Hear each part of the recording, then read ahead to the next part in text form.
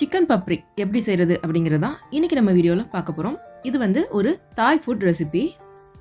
ஹோட்டலில் சாப்பிடணும் அப்படின்னு முடிவு பண்ணால் எங்களோட ஃபர்ஸ்ட் சாய்ஸ் இதாக தான் இருக்கும். அவ்வளோ பிடிக்கும் எங்கள் வீட்டில் எல்லாருக்கும். அதை ரொம்ப சிம்பிளாக வீட்டிலே எப்படி செய்கிறதுன்னு இன்றைக்கி நம்ம பார்க்கலாம். Welcome to flavour studio.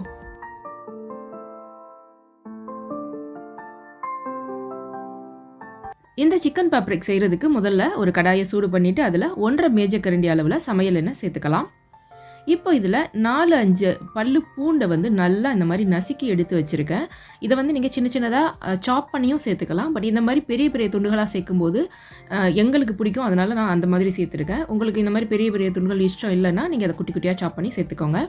இப்போ இதில் ஒரு 1/2 இன்ச் அளவில் இஞ்சியும் அதே மாதிரி தட்டிட்டு நான் சேர்த்துக்கிறேன்.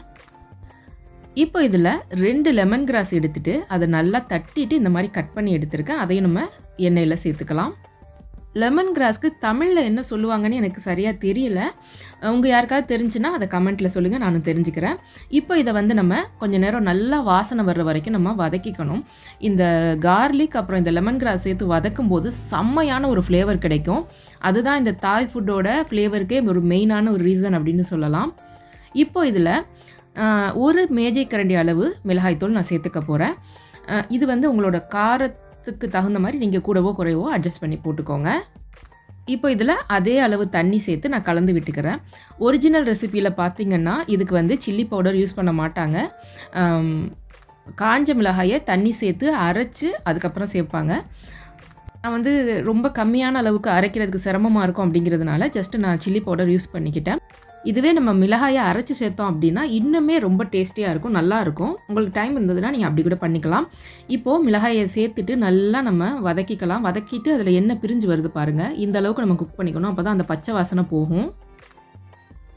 இப்போது இந்த ஸ்டேஜில் நம்ம ஒரு 250 கிராம் அளவில் போன்லெஸ் சிக்கன் எடுத்து வச்சுருக்கேன். அதையும் நம்ம வந்து சேர்த்து நல்லா வந்து ஃப்ரை பண்ணிக்கலாம்.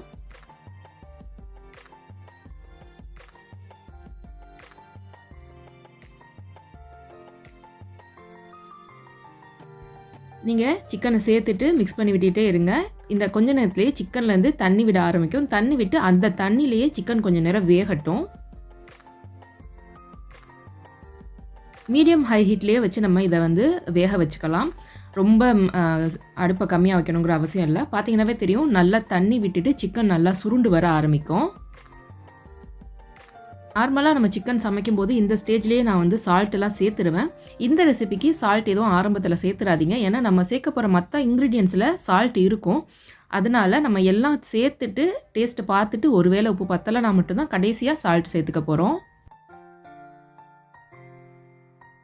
இப்போ இதில் சில்லி சாஸ் வந்து ஒரு 2-3 தேக்கரண்டி அளவு நம்ம சேர்த்துக்கலாம். இந்த ரெசிப்பியில் பார்த்திங்கன்னா நமக்கு கிடைக்கக்கூடிய கிரேவியோட அளவு வந்து இந்த நம்ம சேர்க்குற சாஸஸ் பொறுத்து தான் மாறும். அதனால் உங்களுக்கு கிரேவி அதிகமாக வேணும்னா இதோட அளவுகளை கூட சேர்த்துக்கோங்க. அப்புறமா இதில் 2 டேபிள் ஸ்பூன் அளவு டொமேட்டோ கெச்சப் வந்து நான் சேர்த்துக்கிறேன். தக்காளி சாஸ் சேர்த்துட்டு நம்ம இதில் கூடவே 2 டேபிள் ஸ்பூன் அளவு ஒய்ஸ்டர் சாஸ் சேர்த்துக்கலாம். இது ரொம்ப சால்ட்டியாக இருக்கும், அதனால் கொஞ்சம் பார்த்து நீங்கள் அளவுகளை சேர்த்துக்கோங்க. அப்புறமா இதில் ஒரு 2 டீஸ்பூன் அளவு ஸ்வீட் சாய் சாஸ் வந்து நம்ம சேர்த்துக்கணும். இப்போது இது எல்லாத்தையும் சேர்த்துட்டு நம்ம நல்லா கலந்து விட்டுக்கலாம். இப்போ வந்து அடுப்பை கொஞ்சம் கம்மி பண்ணி வச்சுக்கிட்டு நல்லா மிக்ஸ் பண்ணுங்கள். நம்ம சிக்கன்லேருந்து வந்த தண்ணியும் நல்லா வத்திருச்சு பாருங்கள். இப்போ இதில் எக்ஸ்ட்ரா ஸ்பைசினஸ்க்காக நான் வந்து ஒரு 4-5 பேர்ட்ஸ் ஐ சில்லி ஊசி மிளகாய் வந்து நான் சேர்த்துக்கிறேன். இந்த மிளகாய் பார்த்திங்கன்னா செம்ம காரமாக இருக்கும். உங்களுக்கு எக்ஸ்ட்ரா ஸ்பைசினஸ் வேணாம் அப்படின்னா இந்த ஸ்டெப்பை வந்து நீங்கள் ஸ்கிப் பண்ணிடலாம்.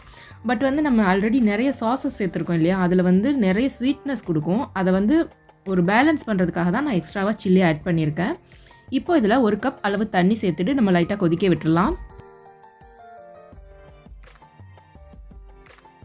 தண்ணி சேர்த்துட்டு நல்லா ஒரு கொதி வந்ததுக்கு அப்புறமா இதில் நார்த்த இலைகள் நான் வந்து எடுத்து வச்சுருக்கேன். இதை வந்து 1-2 கட் பண்ணிவிட்டு அதையும் நம்ம சேர்த்துக்கலாம். இது எல்லாமே ஒரு நல்ல ஃப்ளேவர் கொடுக்கறதுக்காக தாய் ஃபுட்டில் சேர்க்குற விஷயங்கள். நார்த்த இலை சேர்த்துட்டு லைட்டாக ஒரு வாட்டி நம்ம கலந்து விட்டுட்டு கொஞ்ச நேரம் அதை கொதிக்க விட்டுக்கோங்க. ஜஸ்ட் ஒரு நிமிஷம் கொதிச்சா போதும். அதுக்கப்புறமா இதில் நம்ம தேவையான காய்கறிகளை வந்து சேர்த்துக்கலாம். நான் இன்றைக்கி இதில் ஒரு பாதி கேரட் சேர்த்துருக்கேன், ஒரு 1/4 கப் அளவு பச்சை பட்டாணி. ஒரிஜினல் ரெசிப்பியில் பார்த்தீங்கன்னா இதில் வந்து லாங் பீன்ஸ் சேர்ப்பாங்க. என்கிட்ட லாங் பீன்ஸ் இல்லை இப்போ வீட்டில் ஸ்டாக், அதனால் வந்து நான் பச்சை பட்டாணி சேர்த்துக்கிட்டேன். கூடவே காலிஃப்ளவர் கொஞ்சமாக அதுவும் நான் சேர்த்துக்கிறேன்.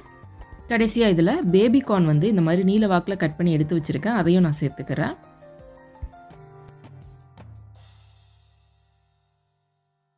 அப்புறமா இதில் ஒரு மீடியம் சைஸ் வெங்காயத்தை கொஞ்சம் பெரிய திக்கான ஸ்லைசஸாக கட் பண்ணி நான் சேர்த்துக்கிறேன்.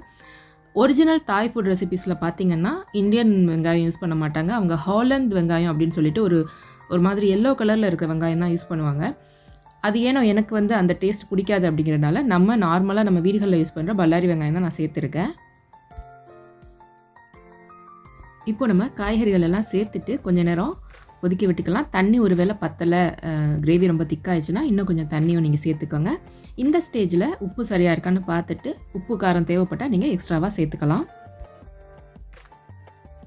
காய்கறிகள் சேர்த்ததுக்கு அப்புறமா ரொம்ப நேரம் வேக விடணும்னு அவசியம் இல்லை. தாய் ஃபுட் பொறுத்த வரைக்கும் பார்த்திங்கன்னா காய்கறிகள் எல்லாம் கொஞ்சம் ஒரு மாதிரி என்ன சொல்கிறது, ஒரு அரை வேக்காடாக தான் இருக்கும், ஒரு க்ரன்ச்சினஸோடு இருக்கும். நம்ம இந்தியன் குக்கிங்கில் மாதிரி ஃபுல் பாயில் பண்ண மாட்டாங்க காய்கறிகளை எப்போவுமே.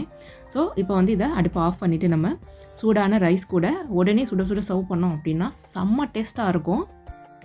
கட்டாயம் நீங்களும் இந்த ரெசிபியை ஒரு தடவை உங்கள் வீட்டில் ட்ரை பண்ணி பாருங்கள். ட்ரை பண்ணி பார்த்துட்டு உங்களுக்கு பிடிச்சிருந்ததா அப்படிங்கிறத கமெண்ட் செக்ஷன்லாம் மறக்காமல் என் கூட ஷேர் பண்ணிக்கோங்க.